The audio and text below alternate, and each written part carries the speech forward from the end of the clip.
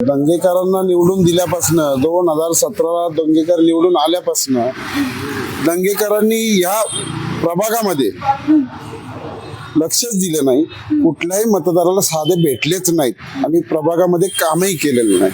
त्यांनी दंगेकरांनी सांगावं की बाबा 2017 पासून निवडून आल्यापासून मी प्रभागामध्ये फिरलोय आणि जनतेची कामं केली. पण दंगेकरांची एक जर इमेज बघितली गेल्या काही दिवसांमध्ये तर मोठमोठ्या नेत्यांना शिंगावर घेणं असेल, अनेक मोठ्या पुण्यातल्या ज्या काही घटना घडल्या, मग पोर्शे कार प्रकरण असेल किंवा जैन बोर्डिंगचं प्रकरण असेल, या सगळ्या प्रकरणामध्ये दंगेकर अगदी हिरिरीने धावून आले, त्यांनी आरोप प्रत्यारोप केले.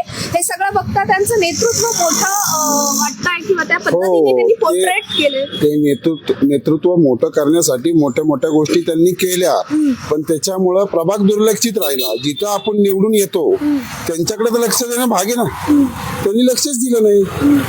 साधे जिथं निवडून येणं तिथल्या पण नागरिकांचं काम करणं हे कर्तव्य कोणाचं? नगरसेवकांचं ना.